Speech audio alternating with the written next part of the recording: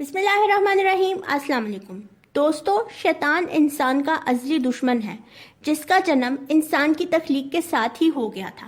جب ابلیس مردود نے اللہ رب العزت کا حکم نہ مانتے ہوئے حضرت آدم علیہ السلام کے پتلے کو سجدہ کرنے سے انکار کیا تھا تو تبھی اللہ رب العزت نے اس بدبخت کو اپنی عظیم بارگاہ سے دھتکار دیا تھا، اور پھر اس بدبخت نے نعوذ باللہ اللہ تعالیٰ کو باقاعدہ چیلنج کیا کہ اے میرے رب، تو نے اپنی اس خاکی مخلوق کی وجہ سے مجھے دھتکارا، اب میں تیری اس مخلوق کو تیری راہ سے بھٹکا کر رہوں گا۔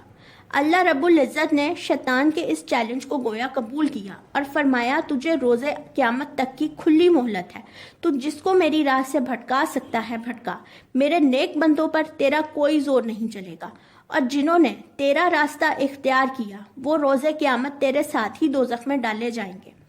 دوستو، اللہ رب العزت نے اپنی عظیم کتاب قرآن کریم میں بارہا شیطان کے اس چیلنج کا ذکر کیا ہے اور انسانوں کو شیطان کی چالوں سے بچنے کا حکم دیا ہے۔ لیکن افسوس، ہر صحیح غلط، حرام حلال کا پتہ ہونے کے باوجود آج اکثر انسان اور خاص طور پر مسلمان پوری طرح شیطان کے شکنجے میں جکڑے ہوئے ہیں۔ دوستو، شیطان ظاہر ہے اپنا چیلنج پورا کرنے کے لیے پوری تباہ آزمائی کر رہا ہے، اور آج کے اس جدید دور میں اب لوگوں کی اکثریت یہ بات جانتی ہے کہ شیطان کو باقاعدہ خوش کرنے کے لیے اور اس کے احکامات دنیا پر لاگو کرنے کے لیے باقاعدہ کئی شیطانی گروپس دنیا میں موجود ہیں، اور دنیا کے طاقتور ترین لوگ جن کا تعلق سیاست، شوبز اور سپورٹس سے ہے ان گروپس کا حصہ ہیں۔ پوری دنیا کا میڈیا اور اکانومی گویا ان شیطانی گروپس کے کنٹرول میں ہے۔ ان شیطانی تنظیموں اور گروپس میں شیطان کی پوجا اور اس کو خوش کرنے کے لیے ریچولز کے نام پر ایسے بھیانک کام ہوتے ہیں کہ ان کا ادھر تذکرہ کرنا بھی مشکل ہے، اور خاص طور پر بچے جس طرح ان ریچولز کا نشانہ بنتے ہیں، عام انسان کی روح سن کر کانپ جاتی ہے۔ دوستو، یہ سب باتیں سن کر ہم یہی سمجھتے ہیں کہ یہ کسی اور ہی دنیا کی باتیں ہیں، پاکستان میں کم از کم ایسا کچھ ممکن نہیں۔ لیکن افسوس، شدید افسوس کہ پاکستان ان شیطانی عوامل میں پوری طرح سے جکڑا جا چکا ہے۔ دانستہ یا نادانستہ شیطان کی پوجا اور شیطان کو خوش کرنے والے تمام عوامل زور و شور سے پاکستان میں جاری ہیں۔ دوستو، گزشتہ کچھ عرصے میں ہونے والے دو واقعات خصوصی طور پر ایسے تھے کہ ان سے پاکستان میں پھیلنے والے شیطانیت کے جال کا بخوبی اندازہ لگایا جا سکتا ہے۔ نور مقدم قتل کیس اور زینب نامی معصوم بچی کا قتل۔ زینب قتل کیس کے بعد غالباً پہلی بار پاکستان میں ڈارک ویب کا ذکر سامنے آیا اور عام عوام کو اس سیاہ اور خوفناک ترین دنیا کے بارے میں پتہ لگا۔ پھر نور مقدم کیس میں بھی شیطان کی پوجا، شیطان کے لیے بھیڑ اور ڈارک ویب جیسی خوفناک باتیں سامنے آئیں۔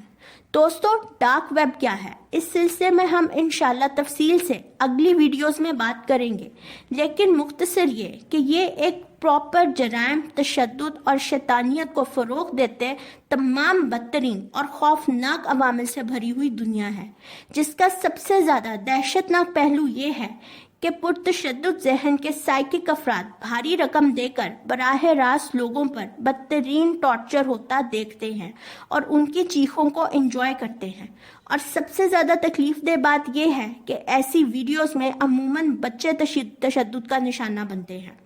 دوستو، پاکستان میں کئی دہائیوں سے ایک اور بدترین شیطانی کھیل زور و شور سے کھیلا جا رہا ہے، اور اس شیطانی چکر میں مزید بدترین جرم سرزد ہو رہے ہیں، اور وہ ہے پیری مریدی اور گدی سسٹم۔ یہ بات تو ہم سب جانتے ہیں کہ شیطان کا سب سے برا اور کاریوار یہی ہے کہ انسانوں کو اللہ سے دور کر کے شرک پر مائل کرتے، اور پیر پرستی سب سے پہلے شرک کی طرف ہی لے کر جاتی ہے۔ جب ایک عام آدمی اللہ اور اللہ کے رسول صلی اللہ علیہ وسلم کا راستہ چھوڑ کر اللہ سے مدد مانگنے کی بجائے اپنے ہی جیسے ایک عام انسان کو اپنا مسیحا بنا لیتا ہے، اور اپنے مسئلے مسائل اور تکالیف اللہ کے آگے رکھنے کی بجائے ایک عام انسان کے آگے رکھ کر اس سے حل مانگتا ہے، نعوذ باللہ۔ اپنے مسئلے مسائل کے لیے کسی سے مشورہ لینا یا دینی یا دنیاوی تعلیم کے لیے کسی صاحب علم کو استاد بنا لینا ایک الگ چیز ہے، اور سرے سے اپنا دین ایمان اور سب کچھ کسی عام انسان کو بنا لینا دوسری چیز، بلکہ سیدھا سیدھا شرک ہے۔ اور بدقسمتی سے पाकिस्तान के अक्सर लोग इस शिर्क में जहालत और नादानिस्ती की वजह से मुब्तला हैं और इन पीरों और सो कॉल्ड मजहबी पेशवाओं की शिर्क और कुफर भरी बातों पर वाह वाह और सुबहान अल्लाह के नारे बुलंद करते हैं। थोड़ा सा भी मजहबी शऊर रखने वाला शख्स इनसे सबसे पहले तो ये सवाल करे कि अगर तुम लोग इतने ही अल्लाह के नेक बंदे हो तो सबसे पहले अपना शानदार लाइफस्टाइल और बादशाहों जैसी शानो शौकत छोड़कर सादगी और फकीरी इख्तियार करो।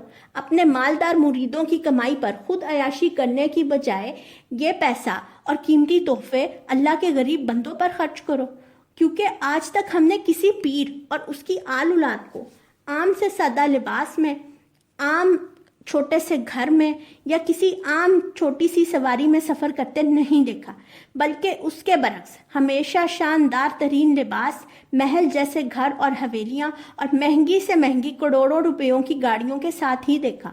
और एक्सक्यूज़ ये कि ये मुरीदों का पैसा नहीं बल्कि हम तो जद्दी पुश्ती रईस हैं और ये तर्ज रहन सहन हमारे अपने हक हलाल के मालो दौलत का नतीजा है।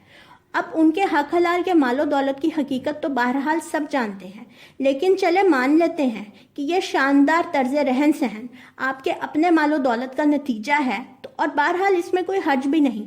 लेकिन क्या आपने अपना बेतहाशा मालो दौलत सवाए उर्स करवाने और लंगर बनवाने के गरीबों की फलाह बहबूद पर किस हद तक खर्च किया? कितने फलाही हॉस्पिटल्स और तालीमी इदारे कायम किए और कितने लोगों के लिए रोज़गार के मौके पैदा किए?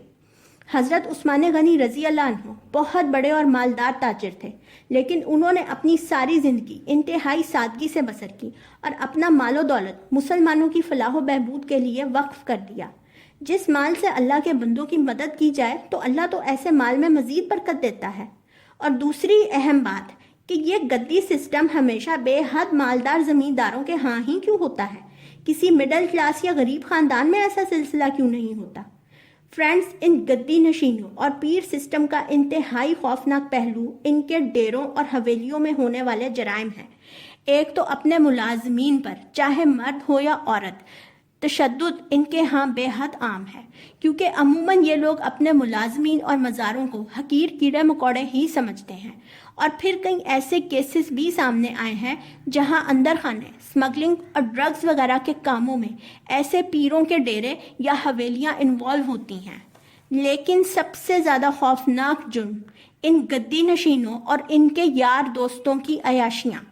अब तक सैकड़ों नौजवान मासूम लड़कियां ऐसे कई दरिंदों की अयाशियों की भीड़ चढ़ चुकी हैं। और इससे भी ज़्यादा खौफनाक बात, छोटी मासूम नाबालिग बच्चियों के साथ जिनसी ज्यादती और तशद्दुद और फिर उनका जान से चले जाना है। और उसकी रीसेंट मिसाल हाल ही में होने वाला फातिमा नामी 10 साला बच्ची का कत्ल है, जो रानीपुर के एक गद्दी नशीन दरिंदे पीर असद शाह गिलानी के जुल्म का निशाना बनी। और चंद सेकंड्स की उस वीडियो में जिस तरह इस बच्ची को तड़प कर जान देते देखा गया है, इसने बड़े बड़ों के दिल दहला दिए हैं। दोस्तों, मैंने वीडियो के आगाज़ में ही ऐसे शैतानी ग्रुप्स का जिक्र किया है जिनमें बाकायदा शैतान की पूजा की जाती है और शैतान को खुश करने के लिए ख़ास तौर पर बच्चों को इस किस्म के तशद्दुद का निशाना बनाया जाता है। और फिर डार्क वेब पर भी बच्चों से रिलेटेड तशद्दुद दिखाए जाते हैं। तो क्या पीरों और इज्जतदारों के लिबादों में छुपे ऐसे दरिंदे किसी तरह भी शैतान के पुजारियों से कम हैं?